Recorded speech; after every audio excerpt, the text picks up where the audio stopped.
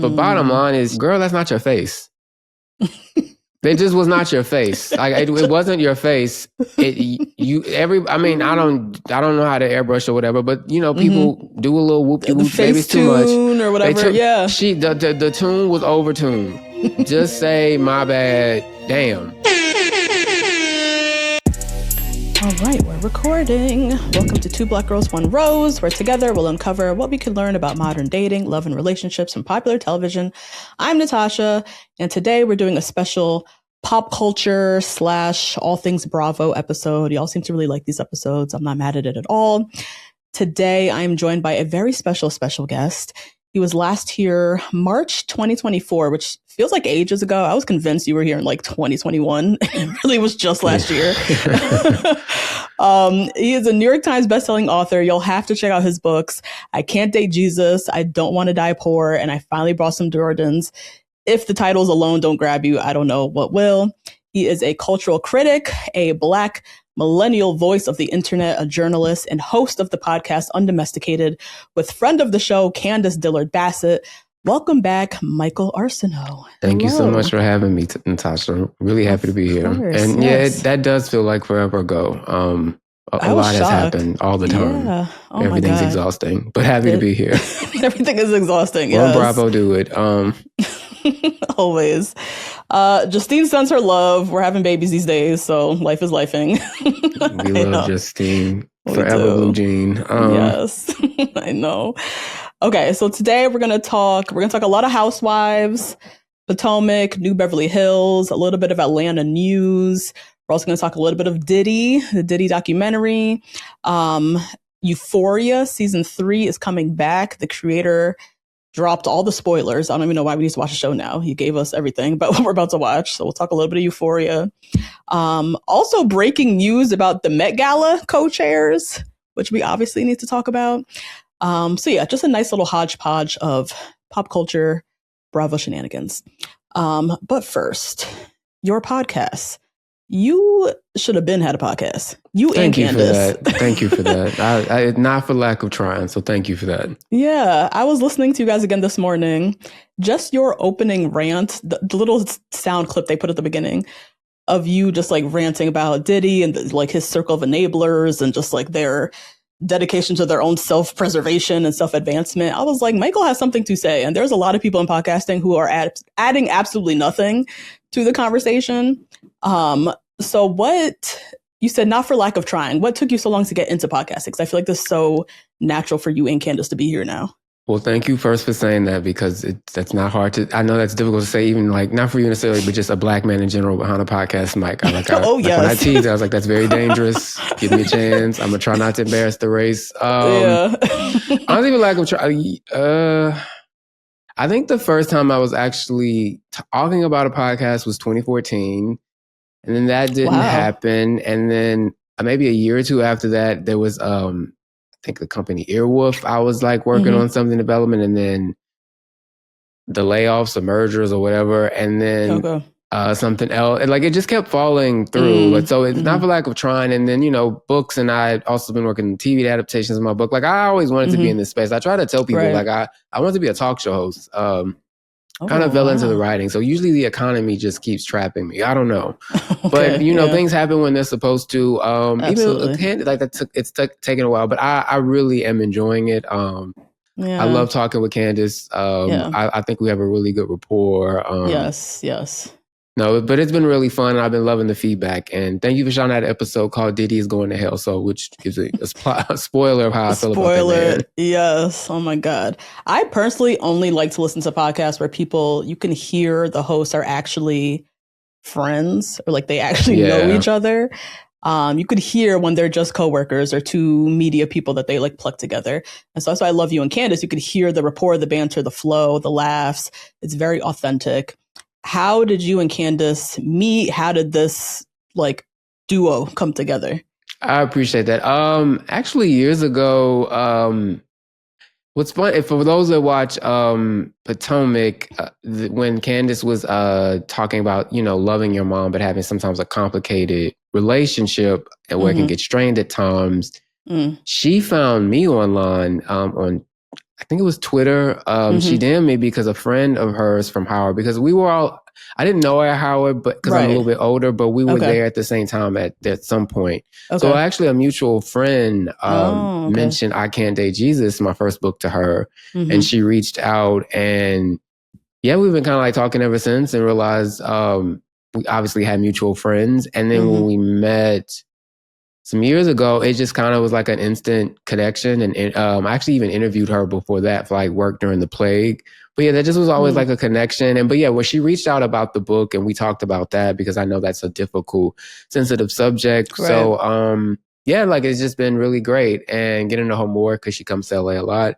Yep. You know, it's been really fun. She is a natural talker. And usually so am I, but I've been really mute since lost my mom to cancer, which I mentioned last year. So no, it's been good for me. And we really do have a natural chemistry. It's fun.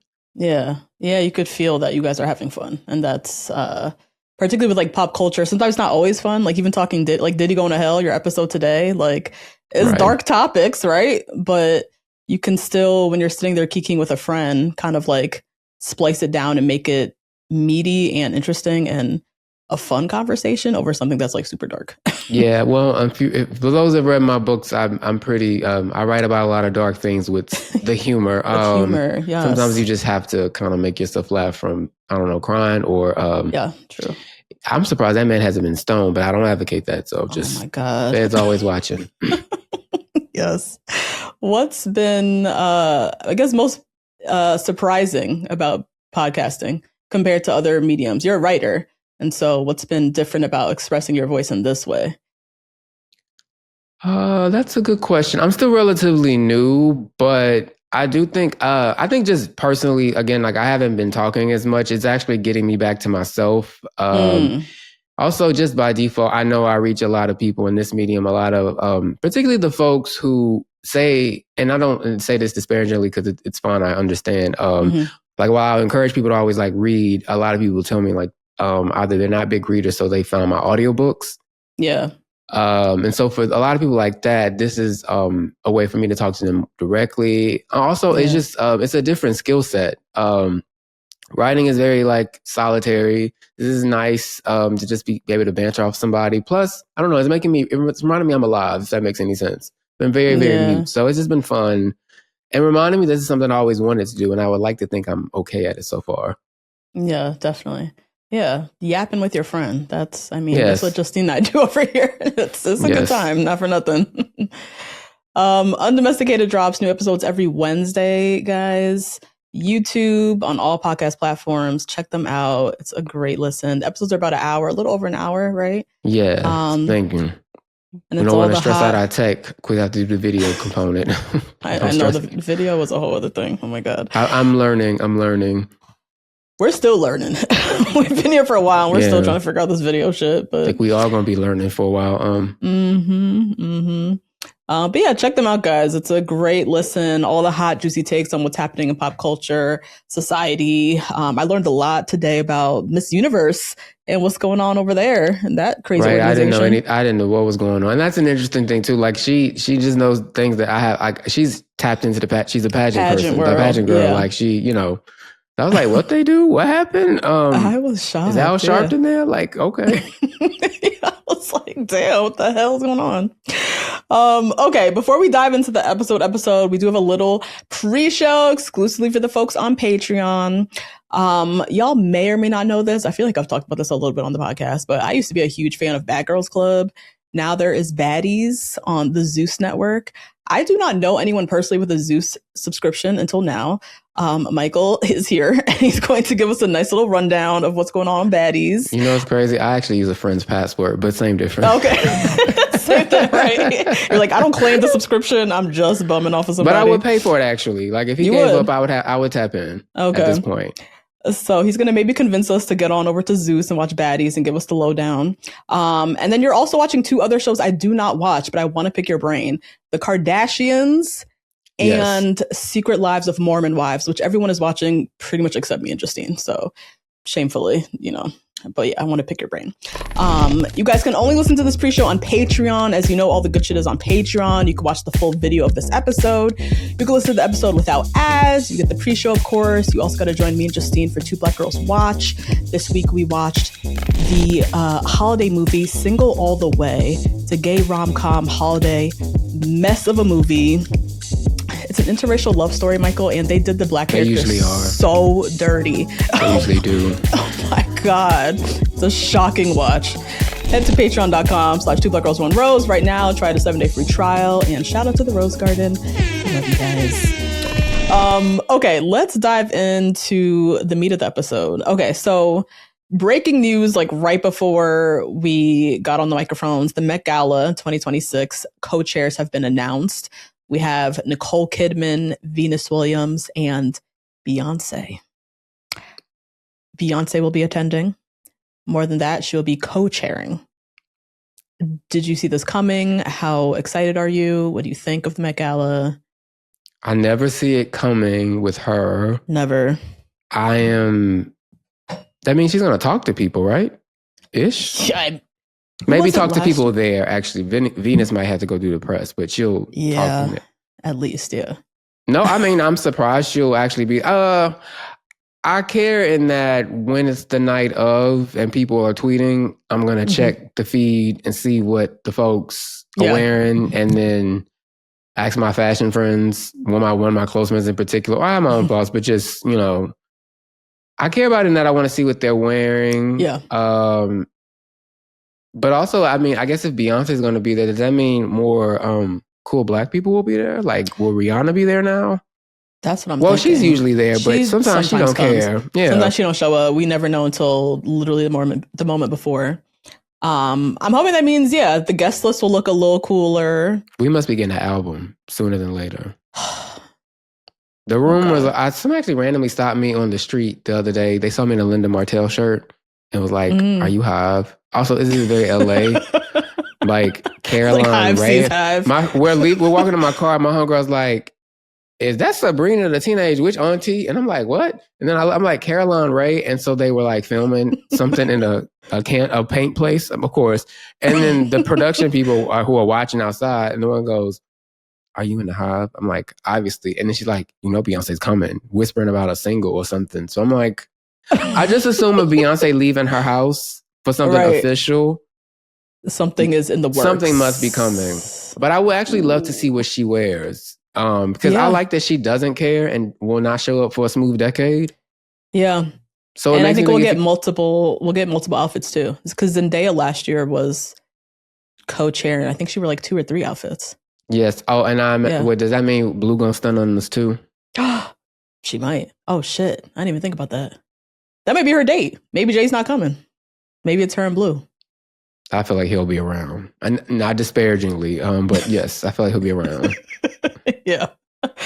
I'm excited. Yeah. The theme is costume art. It says a celebration of the intersection between human body and art. Oh, that's fun, actually. You could do a lot with that. They can. I'm curious when they say human body and art, like what kind of bodies will be invited? Because I feel like Hollywood is obviously going through something right now when it comes with bodies and body acceptance. So if we're going to do a theme around human bodies, I want to see different types of bodies. I want to see plus size bodies. I want to see old bodies. I want to see disabled bodies. I want to see different bodies. Yeah, I would think if Beyonce and Venus are involved, I would like to think they'd be cognizant of that. And actually, usually when there's a recession is when they want you skinnier. That's when the asses go away. That's when Kardashians start deflating. So this would actually, to your point, be a nice pushback since that maniac is making everything more expensive. Yeah. Oh my God. So yeah, exciting. We'll see. More to come. But yeah, I'm excited. I didn't even think about the prospect of Beyonce. Beyonce's not just going to do the Met Gala just like in a vacuum. It's attached to something much bigger.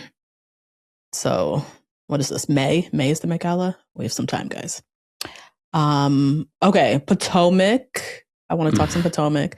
Are you Team Stacey? Because I love Stacey.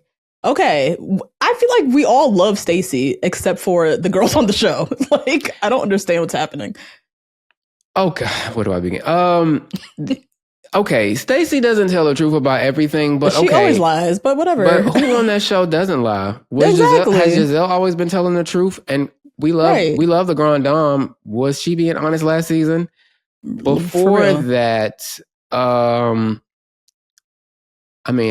Wendy allegedly. I don't know. I find Stacey harmless and amusing. Yes. And the one reason why she works so well is that, like the Salt Lake ladies, she's in on the joke. It's a little meta to me, but I don't know. I find her, I will say, I guess if I were on the cast, maybe I would be annoyed about the TJ aspect. Yeah, sure. But I don't think that's something to hold on to. And it just genuinely seems like most of them don't like her because we like her. It seems more about jealousy. A jealousy aspect, yeah. I'm a Kiana fan generally, but she having a hard season. And the way she goes as Stacey is not my favorite at all. No. Yeah, Kiana's kind of like, what they call happening? Crashing out a little bit. Yeah. It's not great. I agree. I think there's a lot of jealousy with Stacey. I think they find her unexpected. I think just by literally the way she talks, like they thought they were going to be able to just like own her. And she reminds them, I was supposed to say, she reminds them every time she's from Detroit. She has a confidence to her, no matter how she sounds, she can handle her own, and she's not afraid of any of you. Can't she keep her lies straight? No, but who cares? You know, when she's ready to like step to somebody, she will bring it. But yeah, Kiana's looking a mess. Her little fight with Stacey said, you don't have a man. Like, I would never let you around my man. You don't have one. I feel like Wendy handles Stacey the best in that, why take her seriously? Just look into the camera and make us laugh. Honestly, Wendy's having a great season minus the other stuff. I think so too. And she's, similarly, as you said, she's not taking Stacey seriously in the way that these other ladies are, and she's having a much better time. By doing that. And something about Potomac, they love, I guess it's all the shows, not all, but some more than others. They love the pile on, but I just don't, leave us alone. Yeah, they are good for a pile on Potomac. Leave her alone, not leave us. Leave her alone. I enjoy Stacey. When she told, get your ass up. To Tia. Well, I like Tia. I don't want her and Tia to fight. Toodle too. Yeah. I guess, well, because Tia clocked her tea and she was like, none of that. Get out. Although with Tia, I will say Stacey was just Stacey like, yeah, Timo don't like these women because they tried to embarrass me on TV. Right. Or she don't trust y'all. She should have just said that. Because what can you say to that? They should be just like, oh yeah, we're horrible. That makes perfect sense why he doesn't want to come around. But Stacey tells silly lies. Like, why does she have to lie about that? Right. He landed, he left, he's back. Like, why? Shayo, like you're doing a cheater. You're doing a cheater brand. You are the Sonia Morgan of Potomac. Yes. Coming here with your second grade, whatever. They was like, because she keeps saying, I'm the first Black woman. And they're like, do you own this?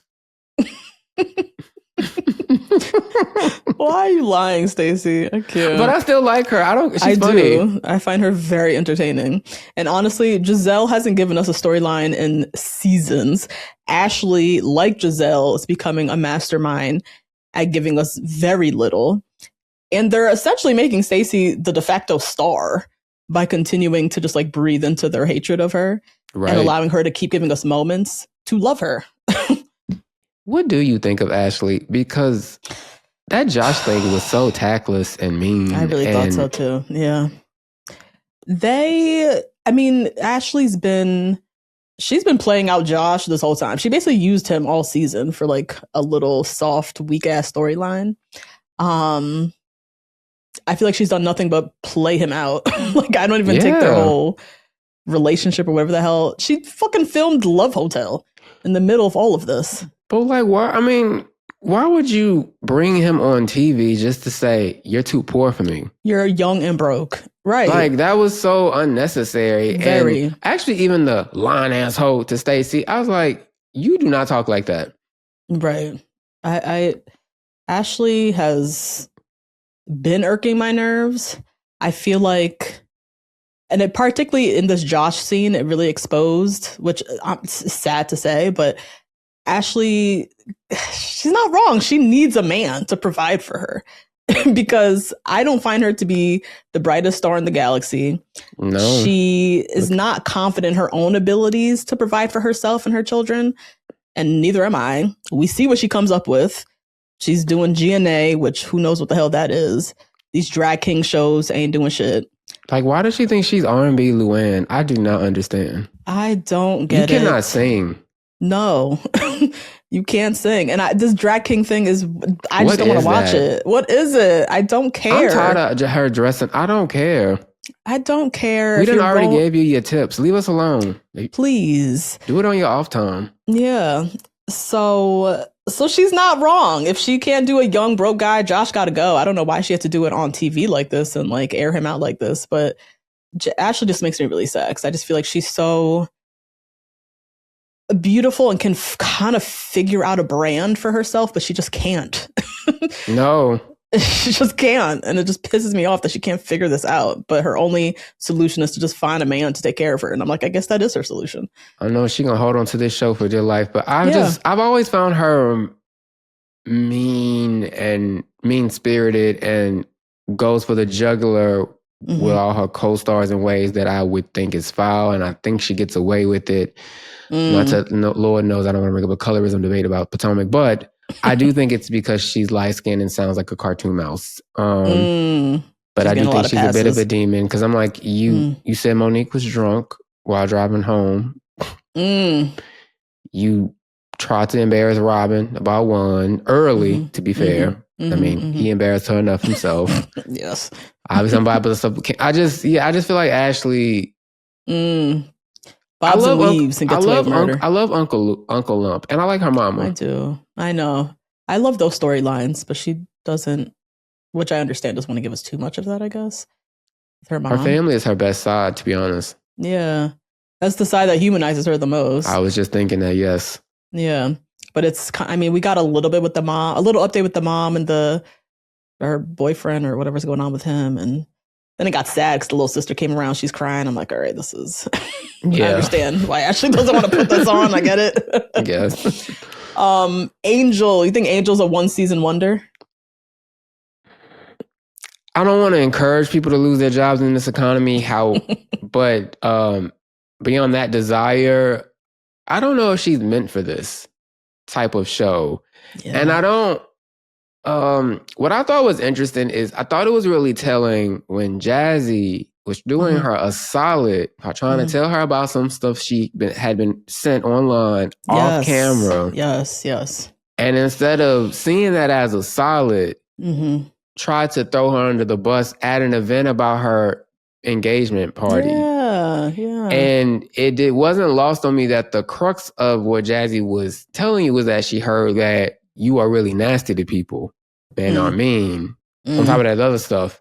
And when she did it, I was like, oh, you are mean. And kind of what I was wondering was like, yes, they're picking it on you, but is it more for you the issue that you're probably used to walking in as the wag in charge or whatever? Yeah. And you can't hang with these housewives. I don't know. But bottom line is girl, I said this on our girl, that's not your face.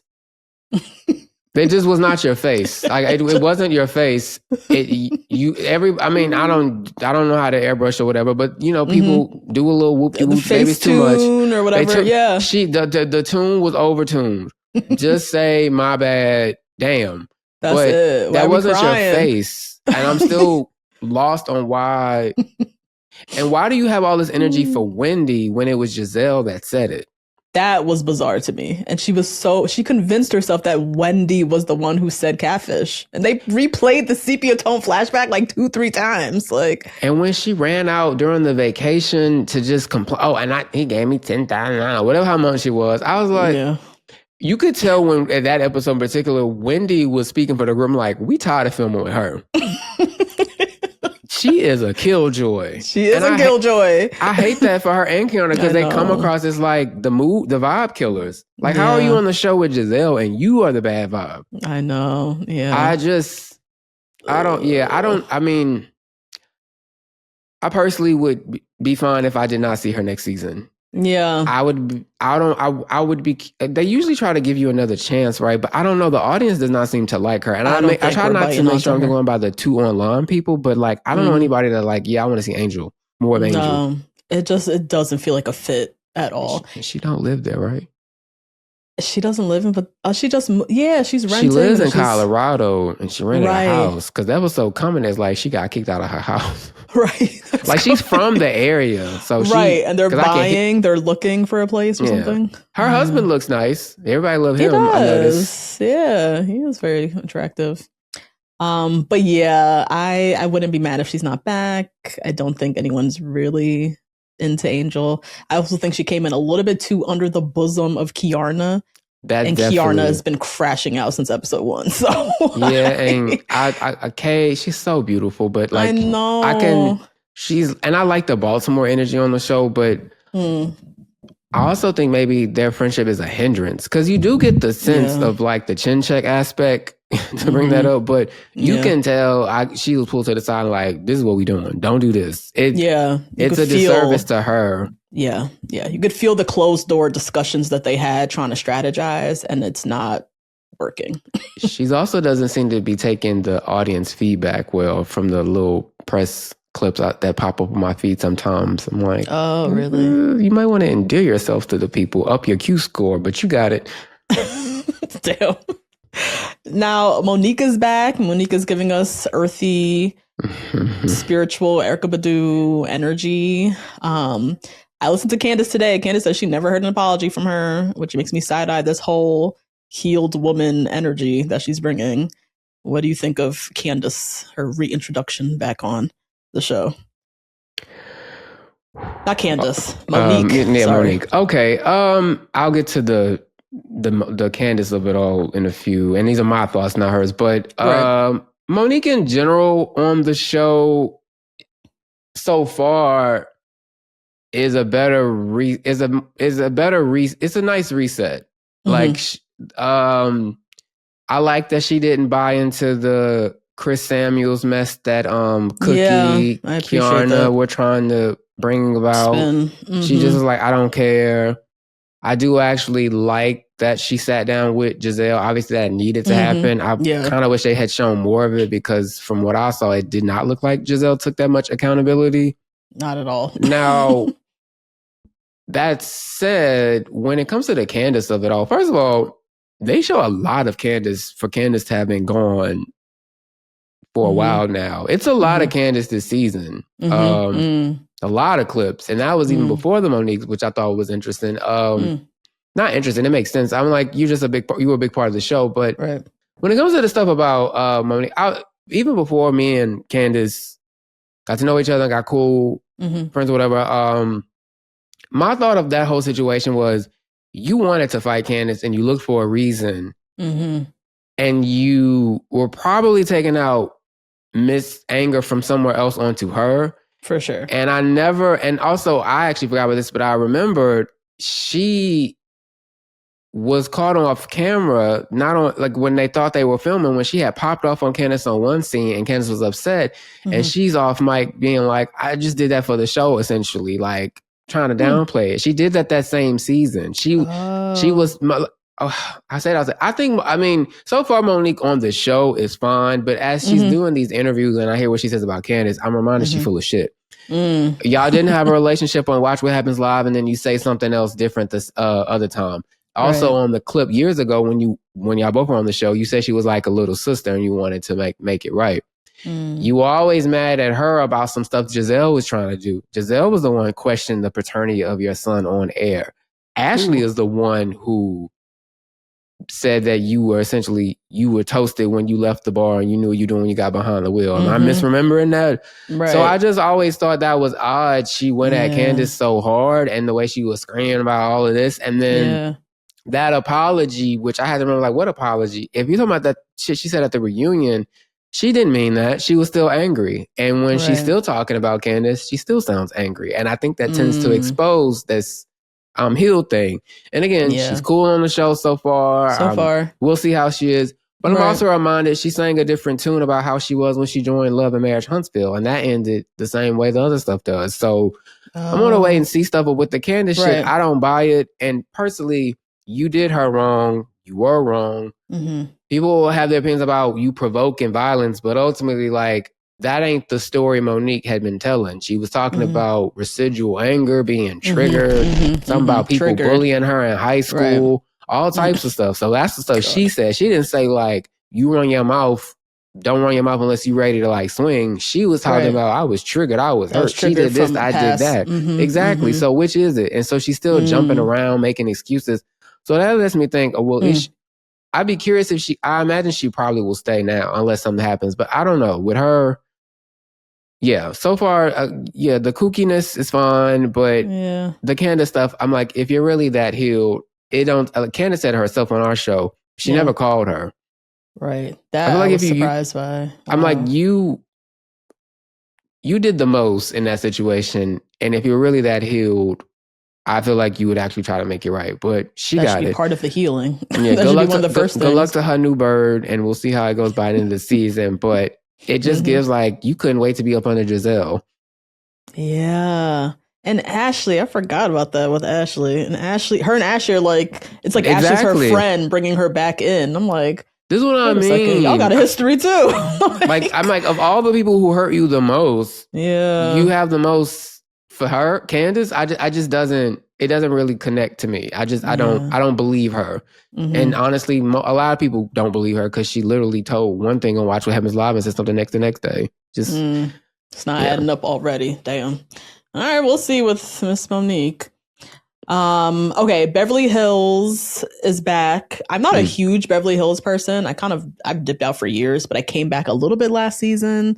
So I don't actually know these ladies very well, but I think I'm going to be in this season. I love Rachel Zoe. Are you a Rachel Zoe fan? I die. Yes, I like Rachel Zoe. I enjoyed that show. I know she's going to be sick of already being asked about Brad every time she does Watch What Happens Live, but she'll get over it. Yeah. Yeah, I didn't. Beverly Hills is a show I watch, but then I'm like, do I like this? I haven't really liked it in years. In a while, yeah. Last season was especially annoying, but I was like, the reunion was the season premiere this year was fine, but I like that. I like Rachel Zoe being there. I like the energy she brings. Yeah. It's apparently going to get a little spicy with the other new person joining the show. But I like and also. Rachel was a lot more immediately blunt about Roger and all that than I thought. So that was refreshing. I'm actually I love that she's on the show. Yeah, she seems ready to talk, ask questions, be forthcoming, Too much Garcelle talk, though. So what? I missed the ending of last season. What was the Garcelle drama of it all? She walked off set, reunion. What happened? Her and Sutton fell out. Like, I'm confused. So, those women have all. Okay, I'm of two minds of this. I think those women collectively were incredibly harsh on Garcelle. Okay. Particularly Dorit, who initially was doing a nice, nasty white woman act. I don't know with Garcelle, but Garcelle called her out, did apologize. In the same way, Kyle, when she said, you never sent the money, and like she... Okay, yeah. I would say, like, the women have made mistakes, and some more than others have made efforts to really atone for it. Right. The thing about Garcelle, though, I will say, at the reunion itself, the women were not into her at all. None of the women were into her. I think part of it was the shit Garcelle was talking in confessionals. She's very snarky and what the others, and she's wittier. Yeah. Then with Dorit, Dorit was robbed. She was robbed, like literally people broke into her home while her children were there. It was she describes it as a very terrifying situation. But there's been online skepticism that she faked it for insurance and all types of stuff, allegedly. Oh, God. Which she's vehemently denied. Yeah. And Garcelle has lent into that. And so she said something like she made a reference to it at some point during the season. So understandably, Dorit was pissed about it. Pissed, yeah. And Garcelle never quite acknowledged it's a kind of a shitty thing to do. Mm-hmm. I think to that and like, while I do think, you know, some of them feel away about, like I would say with Erica takes unnecessary shots at Garcelle all the time. And even in the reunion, she was like mean to her. Oh. Really mean to her. And I think with Sutton in particular is that, so actually a lot of the venom the women have for Garcelle also has a lot to do with Garcelle always being the one to rush to Sutton's defense. So it's twofold. Some of it is, I felt like a little animosity, jealousy. Some of it is like the slick shit. A lot of it is like Garcelle taking the bullets for Sutton, who in the end, Sutton had nothing for those to say to any of them. She didn't have her back the way a real sister would. But like she didn't have Garcelle's back the same way she did. And you could tell in real time during that reunion, Garcelle's spirit just kept breaking and breaking. Like she was so tired of dealing with those type of women, and she done already got what she needed. So she was like, fuck this shit. So right before it came time to group photo, she's like, I'm out of here. And she left. Wow. And then she goes to her room, immediately takes her dress off, is gone. And by the time Sutton goes to her dressing room, it ends with like, oh, Garcelle left. And she go, we were supposed to get supper. So what was annoying about the premiere, I will say, is all of those women playing dumb about why Garcelle doesn't fuck with them. Erica, you are bitchy to her. Sutton, you didn't have her back. Okay. Kyle, I think Kyle was mad at Garcelle because she made a... I get the sense that Kyle was upset that Garcelle asked her on camera about dating women. And it seemed based on a conversation they had off camera. And she felt a way about it. Kyle, But Garcelle was just kind of fed up. I will say, I think ultimately I would blame the other women more than Garcelle. But I will say, particularly when it comes to Dorit and some of those confessional comments, I'm like, well, girl, they're going to love you. But I think Garcelle just, you know, she had her time. I don't see her ever going back. No, she's busy too. And they were also nasty to her son. That was also a thing. So I think when her son got involved, and then as a result, the crazy Bravo fans were sending him death threats and racist stuff. I just think it was a lot overall. Her son, like the grown one that's on who was on Vanderpump? No, not that one. So the younger one? Yeah, not last season, but the season before that. Dorit and Erica were tipsy at a party. I think it was a Kyle's party. And they cursed at his son, and it was like a little, like, it was inappropriate. Yeah, okay. And then Kyle and Dorit, along with PK and Mauricio were laughing about it, and also inappropriate way. So they already had her fucked up. I just think there's some there were microaggressions. There were a lot of stuff. Yeah, but also Garcelle, and I like Fancy, but also sometimes in group reference. But I was like, you being a mean Haitian woman. That's a particular type of mean. It's like eventually sorry, I feel like my Haitian friends don't know, but I mean, but yes, you know, like the fancy ones too, like yes, kind of like professorial, just a little, Oh, Garcelle, so she's done, she's out. So we just got. I don't see her going back to that show. The Bows, and she does not respond. Like Kyle has texted her, Sutton has called, text. She unfollow all of them. She does not fuck with them. Those aren't her friends. Those not her real friends. Those are coworkers for a couple seasons. Exactly. Coworkers she now hates. Yeah, exactly. Damn. All right, well, we'll see with Beverly Hills this season what transpires. Okay, let's segue a little bit. The Diddy documentary. Now, you guys got to go listen to, what is it? Diddy's Going to Hell? Diddy's Going to Hell, the episode, yes. Episode that dropped Clearly, today. I came up with that title, Diddy. Yes. Michael does a very meaty deep dive into the docuseries. I do recommend you watch it. If you are someone who followed like the Diddy case and everything like that, I think it was a very thoroughly researched docuseries. I thought it was very meticulously presented, particularly Diddy's involvement with Tupac and Biggie's murders was so like neatly presented. It was like mind blowing. Now 50 Cent was one of the biggest producers of the film. He's going around doing interviews, all this jazz. You know, everyone's digging up his domestic violence charges now and telling him to sit the fuck down. I feel like as a culture, we've all been very tickled by the fact that 50's been involved in this docuseries. Now with all these allegations resurfacing, like 50's obviously not our moral savior. So it's like, are we now going to start talking about his allegations? Like, what are we supposed to do with, it's just getting muddied now, him being the voice of the documentary and now all his shit's coming up. I'm a fan of talking about everybody's allegations if they exist and are credible. One point I made in our show, which I understand, like I too, I mean, the 50 of it all is what, I mean, obviously the subject itself was something, it's Netflix, but the 50 of it all piqued a lot of folks' interest, like, oh, what is this? What is this? Now, I make a point, like, Alex Stapleton is a Black woman documentarian who has done a lot of great documentaries. She is at the helm of this. Yeah. And I'm glad that on the press run, it's been two of them, the both of them together in some of the particular outlets. That said, I know 50's getting a lot of the attention because, I mean, obviously they went to him for a reason. When you say executive produced by 50 Cent, that of its own kind of is a hit guarantee and their animosity. I'd only brought that up because I would just want to point out, like, she did a fantastic job and that's a lot of her work. And he's just an EP who in his name, who might have given notes and all of that, but I heard has good execs, but still.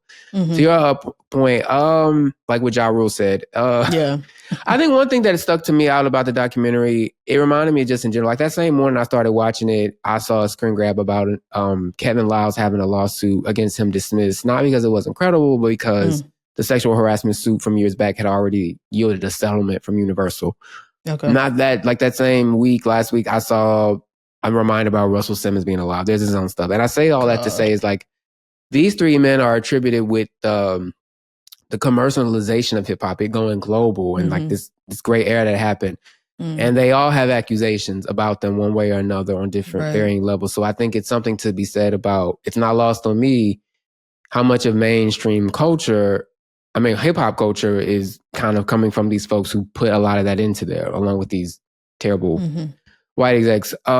With 50, I mean, they have been there. If Ja Rule want to do that documentary, do it. I thought, you know, what his son has accused about him is bad. I can't recall, has 50 ever like denied the accusations? Has he ever like really addressed them? I think he should be asked about them. Yeah. I think, my thing is, I didn't look to 50 as a perfect savior. Right.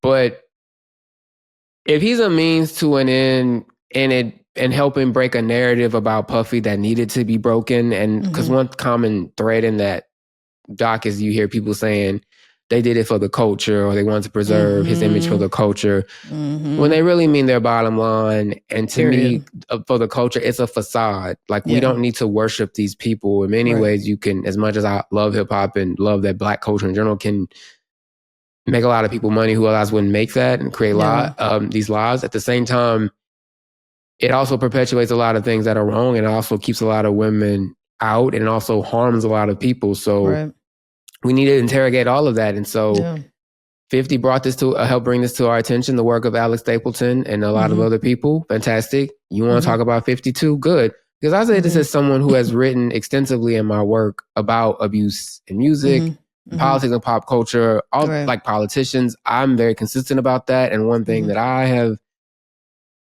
noticed again and again is I've had top level women execs. I've had accusers of politicians, including recent gubernatorial candidates, reach out to me and they all say the same thing. They thank me, which always I appreciate it, but also saddened that they're so surprised that any man in particular speaks out about domestic violence or sexual abuse and harassment. So that's always very kind of depressing. But like, 50 need to answer like everybody needs to answer. I hate that the Marlon Wayne, I was very disappointed with Marlon Wayans being more focused on like this notion of taking down the Black man or even kicking him when he's down. Like some people need to be kicked when they're down, especially when they brought so many other people down. That man is a demon. That doc is like watching the makings of a psychopath. Of a psychotic person. Yeah. Who can bop. Like and get good placements. But other than that, and still allegedly. But at what point do we kind of keep sacrificing people's humanities for these like vanity images of what we think makes us look important? I was very disappointed in that. They always write about the Black man, not Black people, not Black women, not Black folks as a whole. And preserving these like alleged heroes or these pioneers of the culture, as you said, at what cost for these women, like just slaying about in this graveyard of like broken dreams, like right. And legit, what? I'm going to see some of his victim later. Like I'm going to I forgot I'm going to Danny Kane's show. Right. Yeah, I'm calling him biracial total based on the lineup, but. As I say, as a compliment, but yeah, like even I was so heartbroken for Aubrey. Like, oh my God. And imagine being placed in a position where you're being told, and someone who is vehemently like, no, I saw you being sexually assaulted by two men, Puffy, low, like vaginally, this other man orally, and you are looking as if you are been deeply intoxicated or drugged, essentially. This is the person who y'all worried about kicking like while they're down. Like kick him to hell. I just don't get it. Please. And I will say again, 50, go after him if you want to. But this documentary, I hope, is gonna successfully, because I'm sure I'm at this point, I'm imagining gonna make more, because Denny, him being Puff being a menace could be a miniseries, like another one. Absolutely. Because they left out stuff. It's so much more evil to talk about, alleged evil. If it can bring him down, and whenever he gets out, because I still think he might get out sooner than later, because he trying to get that Trump pardon or commutation. Yeah, whatever. Yeah. He does not deserve to come back, because that's what he was going to do. He was going to try to weasel his way back into public grace. And frankly, a lot of Black institutions will be the ones to open the door, welcome him in. Yeah. And so this taints that, and this makes it even harder for him. He doesn't deserve, like, if he gets his freedom, he whatever he tried to do, he bought his way out. But that doesn't mean he has the right to just like live freely and go back to acting like he God and he can do whatever he wants to people. Right. Yeah, I agree. They need to continue to do part 2, 3, 4, 5 of these docuseries. Keep giving voice to these victims. I've been waiting for Aubrey to sing because I knew she had a story, and her story was even worse than I could have ever imagined. With someone telling her about her assault, she didn't even know about it. Like that just gave me just such chills. And being like, if I had to question it, then I'm going to take away from credible accusations. Like that's like being placed in that position is so, that's on top of him not even paying them people. On top of just robbing everybody. Like that, they could do a miniseries within itself. Just like all the people, all the unpaid invoices of fucking Diddy. All these people are still waiting to get paid out. All the, it was so well done. Now I really think about it. They had all the people from Making the Band. I can't even think of some of their names now. Babs. I was like, look at Babs, and she's still waiting for it to get paid. I'm like, they are still waiting. Still. So yeah, that could be an episode chunk of its own. On top of all the victim stories, I agree they need to keep hashing these out, so that he faces. So he's not able to come back in the way that we know he's going to try to. And speaking of not being paid, the reason why even 50 got the footage for the documentary is he didn't pay them people. He had following him around. Is that what it was? Literally, that is it. The arrogance of him to have people filming him as he's likely to face a federal indictment. That was insane, yeah. He didn't pay them. That is literally how they got that footage. That's why they got that footage. That's what he was complaining about and blah, blah, blah. Sabotage, like, no, you didn't pay them people. So they bought it. That's what happened. Wow. Because I'm like, how did they get access to this? This is Diddy's footage, technically. He does what he is known to do. He hires younger people to do something, and then he stiff them, allegedly. And he stiffs them. Wow. Oh my God. Sick. So sick. Take that bitch ass, man. Oh my God. Juror 160 is getting eaten up online. Was that the one that was the fan? That was the fan. For those who did not watch, she was one of the jurors. She was clearly a Diddy fan, hip hop fan. I don't know how she made it onto the jury. She was so obviously biased. Yes. And was bold-faced in this documentary. He, ha, ha, ha, about her experience on the jury and about how she didn't believe Capricorn's story about being kidnapped. And was just so bold-faced about it. And she just sucked. She just sucked as a person. Like, really had no allegiance to the women up on the stand, none of the victims. And now she's getting slayed on TikTok. I don't know if you saw some of these videos. They must have found her. They must have at this point. Because it's a lot of us, but it ain't that many theoretically. The jurors was especially depressing because yeah. In one instance you have that man who was just as chauvinistic and misogynistic and simplistic in his thoughts about domestic violence as they come. Yeah. Which that is sadly generation. I mean, it still lasts now. It's probably worse given but then you had her who. That's what I mean sometimes, like the architects of like hip hop's mainstream and how much they have their tassels and so much in culture. That is like just, she was cheesing. It was so, that was just very disappointing. And granted, Capricorn was, I looked at her crazy too, but it did not, but generally, no matter how you slice it, it spoke to the really unfortunate attitudes a lot of the population has about domestic violence. It's very uneducated. And just the clout monster that a lot of people have. She was so entranced by his celebrity. Yeah. Oh my God. And was so unabashed about it in the documentary, which was so bizarre to me that she couldn't see herself. When I saw this online, it made me think maybe they spoke to Puffy about his documentary because on what planet did you think this would be a good idea? But people are crazy also. You give him a camera, she'd look happy to be talking about it. So she's getting the attention she wanted. Yeah, they mentioned Netflix. Oh, okay. Sign me up. I'm excited. But she looked crazy. She deserves shame. She does. She absolutely does. But yeah, I mean, I could talk about this documentary all day, but go listen to Diddy's Going to Hell. Yes, because Demon. Yes, this Demon Man. Go listen to that on Undomesticated. Okay, another segue. Euphoria season 3 is coming back February after 4 or 5 years, I think, since season 2. They're like 30 now, right? They are old. They are, I think I was looking up, most of them are in their like late 20s, 30s. In the show, so the showrunner has come forward. He's given like basically all the spoilers for season 3. They're jumping ahead 5 years because he acknowledges these niggas are 30 and we can't be filming 30-year-olds in high school. So I'm not mad at that. Howsoever, it's a different show now. Euphoria was a show about like crazy high school kids. This is a sequel. This is, it's still high. Yeah, it's just a totally different show. Yeah. But yeah, some of the stuff we're about to be watching. So this is Zendaya. Her character is in Mexico. Rue, she's in Mexico. She's in debt to a drug dealer. So that's her storyline. Oh my God. How much do you think they had to pay Zendaya to come back to film this? Because Zendaya don't even actually need this shit, if we're being real. But she really loves the collaborate, like the creator, right? She has like a big affinity for him because she did that movie, the Netflix one, when like she just kept hollering at Denzel's son. Oh God, yeah, that one. You could tell a white person wrote that. No shade. Yeah, I never actually watched Sam Levin, is that his name?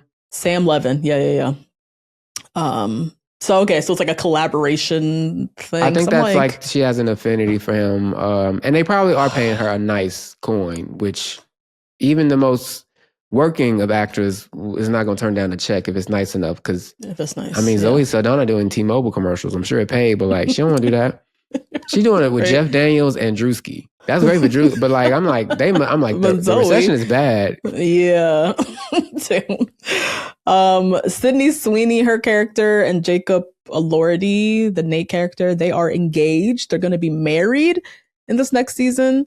They are living in the suburbs. She is addicted to social media and is envious watching all of her friends living out their life. I did not see that for those characters. I don't even really remember where we left those characters, but I left that show behind years ago. I mean, and I know that I say this, I can watch Baddies and the Destruction, but actually that show, I got the appeal, but I actually found it too depressing for me.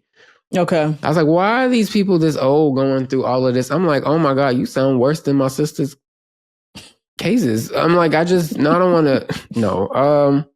It got a little too much for me, but I will give the premiere a whirl and we'll see where we at. But this is not enticing me. It gives the show is over and you took too long.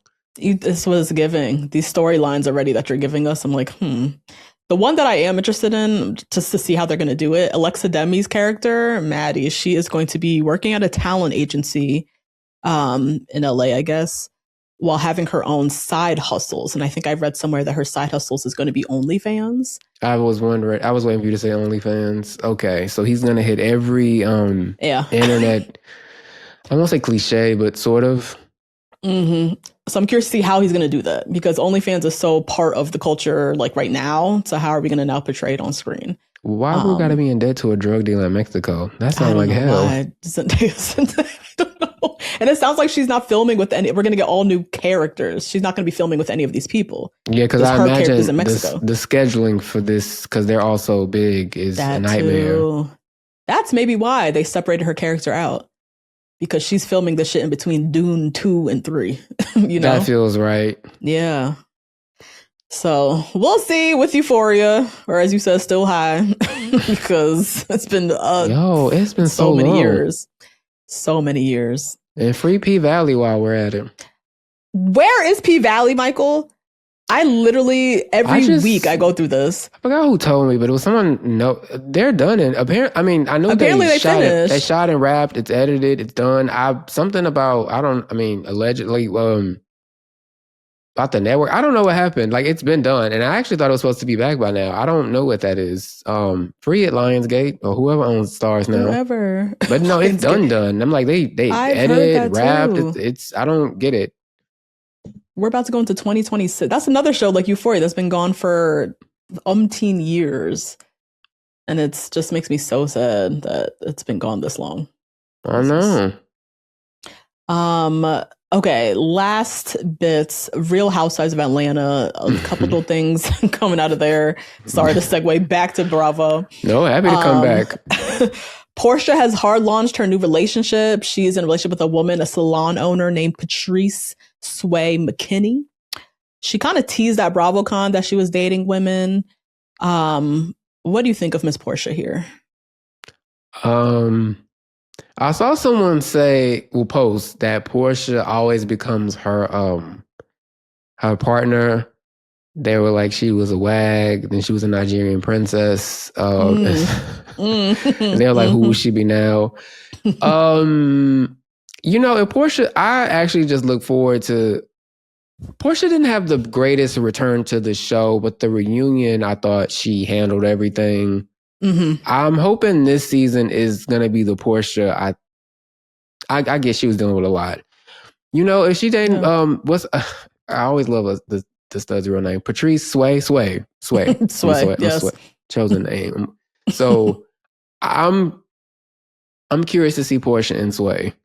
I just feel like Portia is entertaining and will take us on an adventure. Mm-hmm. Sure, we're on the ride. Sure, and you know what? I don't like men either. I like them sexually, but that's an affliction because men are awful. So I get it, Portia. You need a break. I get it. I said it last time we talked about on the show. I'm not mad at any woman who's like, fuck these niggas. I'm out. I'm gonna start dating women. Like, I'm not mad at it. It's happening more and more. And I love Portia.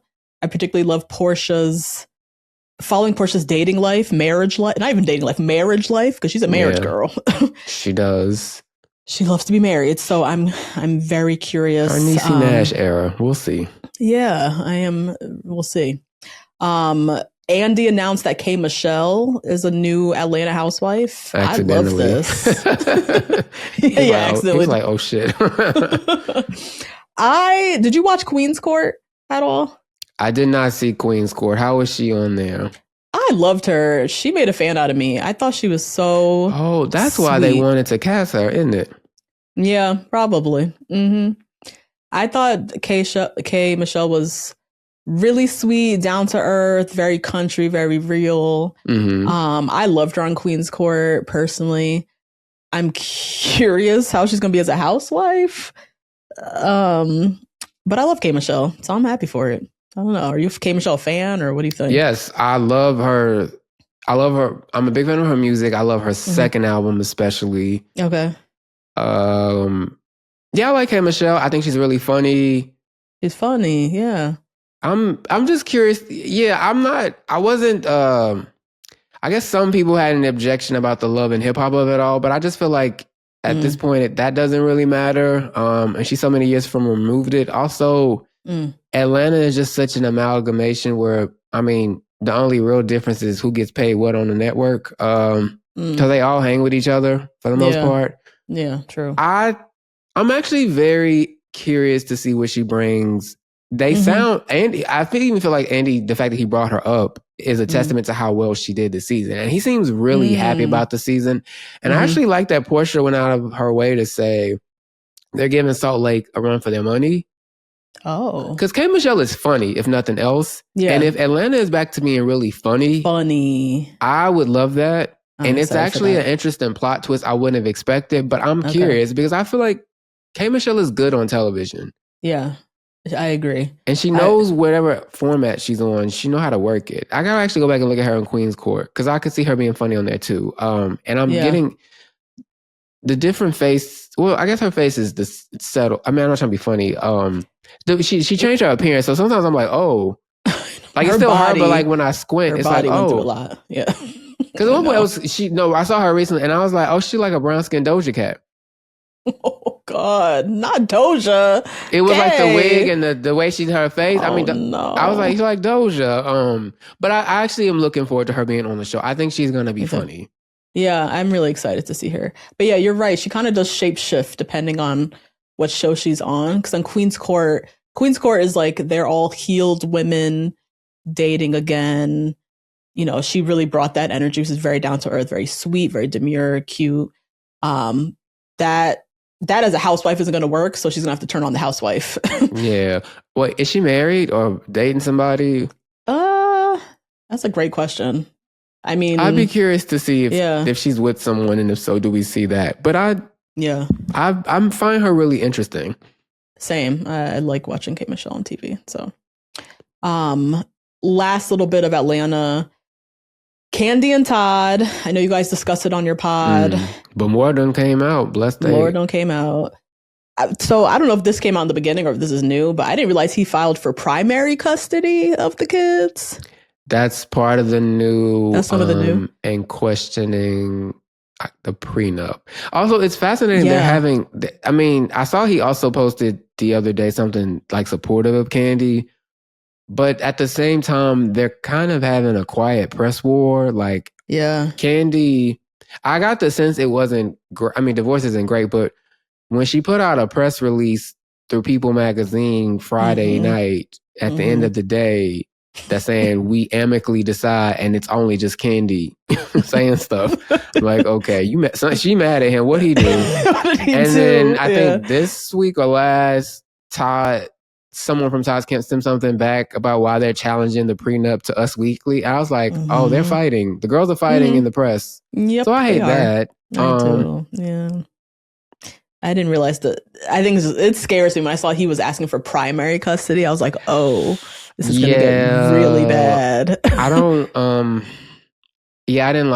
like that that's going to make sometimes there's no coming back from that type of thing. So I hope however they settle it as peacefully as possible. Yeah. But the challenging of the prenup and the primary custody especially